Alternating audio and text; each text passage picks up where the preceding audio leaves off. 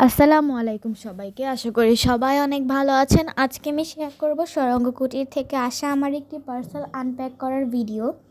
এখানে আমি পার্সেলটা আনপ্যাক করার টাইম একটু স্ট্রাগল করতে হচ্ছিল আমার, কারণ এটার প্যাকেজিংটা ভালো ছিল। তো খোলার পর প্রথমেই দেখলাম আমার আর আব্বুর ছবি।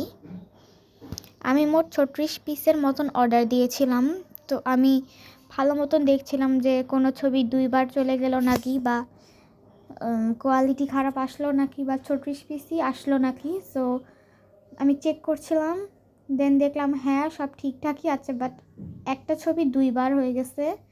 তো ওইটা আমি আলাদা আলাদা দুইটা রুমে সাজিয়েছি। এগুলো আসলে আমি ওয়াল ডেকোরেট করার জন্য অর্ডার করেছি, নিজের ছবির পাশাপাশি আর অনেক ছবি অর্ডার করেছিলাম।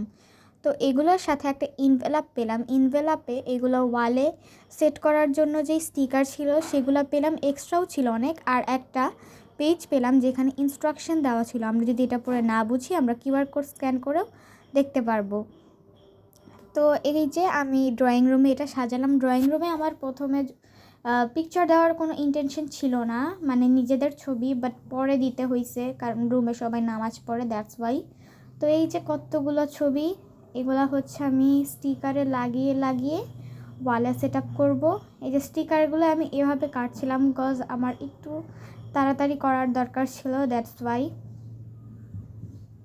আমি আপনাদের দেখাই দিব আমি কিভাবে লাগিয়েছি। তো এই যে একটা স্টিকার নিয়ে আমি এভাবে করে খুলবো, খুলে লাগাবো।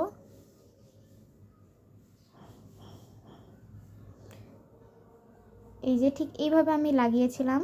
তো আমরা মায়দা মালিহার ছবিও লাগিয়েছিলাম আম্মুর জন্য, আম্মু বলেছিল, দ্যাটস ওয়াই। তো এই যে ওয়ালে ডেকোরেট করার পর কিছুটা এরকম দেখা গিয়েছে। এক এক রুমে এক একভাবে সেট আপ করা হয়েছে। তো এই যে এখানে আম্মুর ছবিও আছে, এটা আপনারা আমার পেজে দেখতে পারবেন। এটার টিউটোরিয়াল আমি আপলোড করে দিব, আম্মুকে আমি সাজিয়েছিলাম। তো এই যে আমার ভিডিওটা এই পর্যন্তই। আশা করি আপনাদের ভালো লাগবে। ভালো লাগলে সাবস্ক্রাইব করবেন, শেয়ার করতে ভুলবেন না। আমার এই ব্লগটা আজকে এই পর্যন্তই।